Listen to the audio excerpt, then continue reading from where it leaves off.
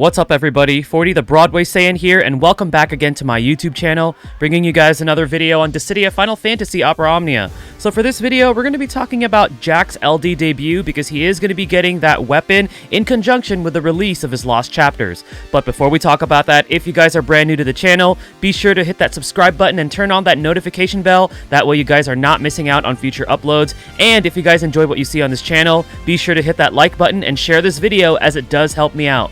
Don't forget to check out all of the fantastic resources out there for Dissidia Opera Omnia, such as the Dissidia DB, Dissidia Info, the OO Tracker, the FFOO Tip, the Tonberry Troop, the FFTCC Podcast, and last but not least, all of the rest of the fantastic DFFOO content creators, streamers, those of you guys that create those guides and spreadsheets, just overall making the experience for this game that much better. Without further ado, let's go ahead and talk about Jack's LD and what it does for his kit.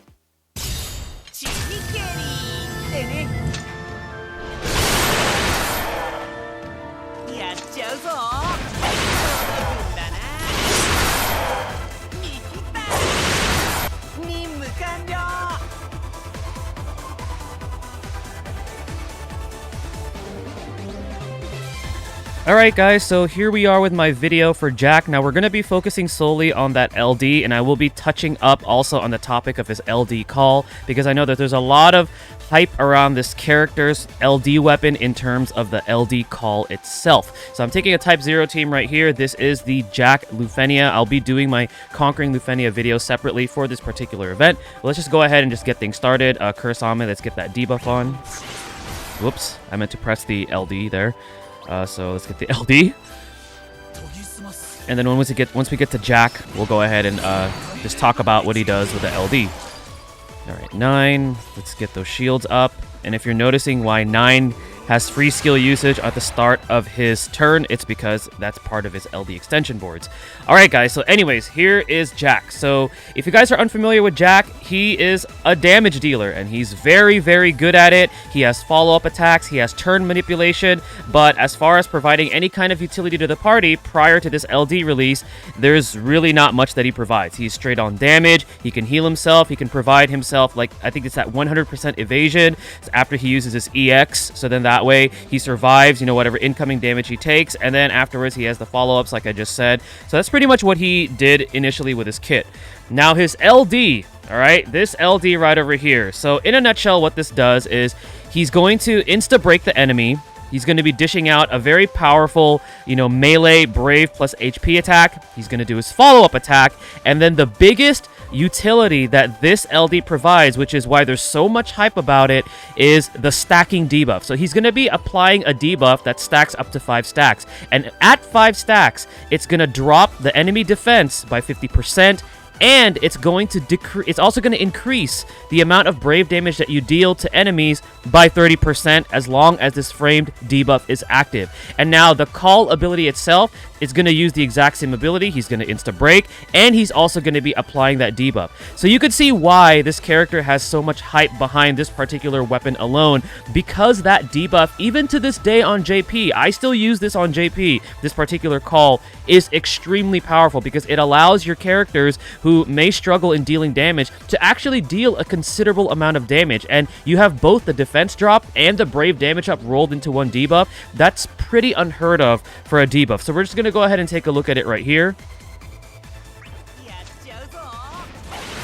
So we didn't get the insta break because, you know, they're already broken, but there you go. We just applied that debuff, and then the way that you increase the stacks is right over here. Let's go ahead and just either breaking them, or if they're already broken and you're dealing damage to them. So that's pretty much it. It's a very, very powerful debuff. So that's the reason why a lot of people have, you know, been hyping this up. Even I myself hyped up just how powerful this LD effect is. Now we're just going to go ahead and touch up on the banner, because the only thing that's new is going to be Jack's LD for this particular Lost Chapters. So the banner is going to have Ultimecia Burst. So if you're chasing Ultimecia Burst, it's also on this banner. It's going to have Jack's LD. Also, on top of that, it's going to have, you know, all the rest of his gear, including his EX. It's also going to be refeaturing Ignis, who Ignis at this point is an okay support.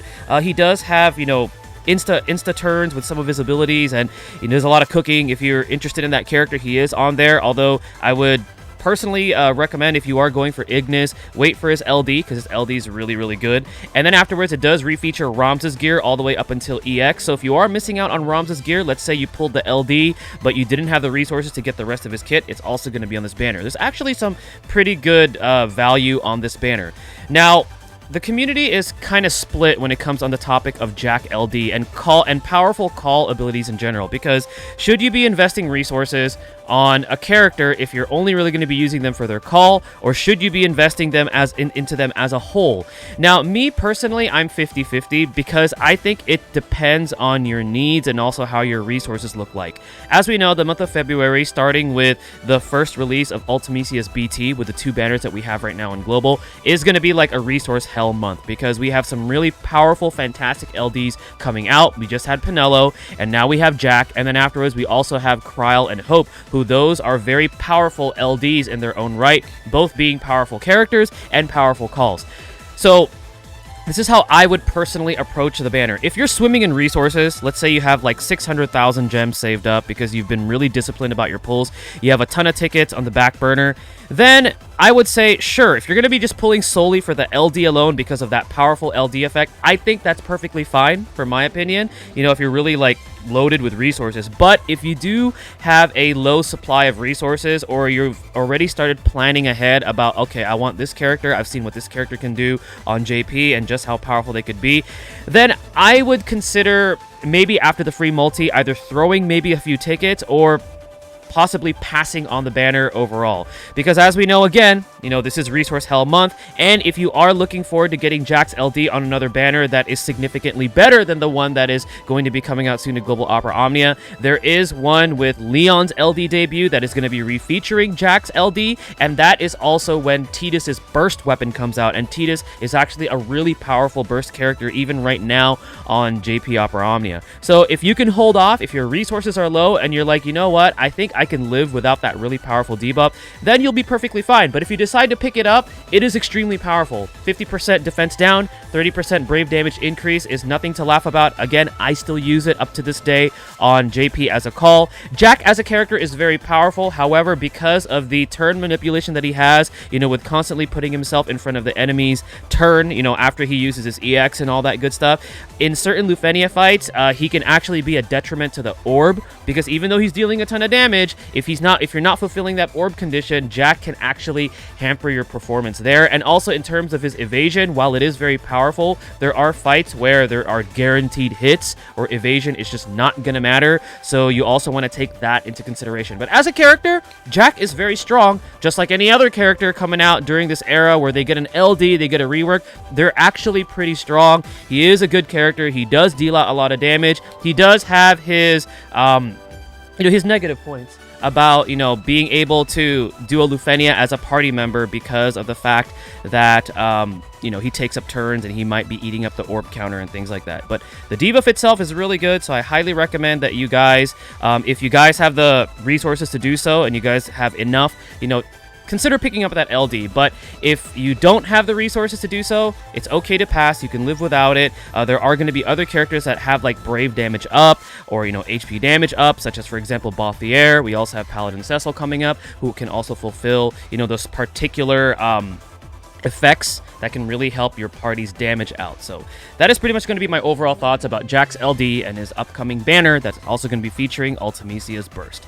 Alright guys, well, this is 40 the Broadway Saiyan. Hopefully this video helps you guys out. Stay tuned for the next one, and mahal everyone.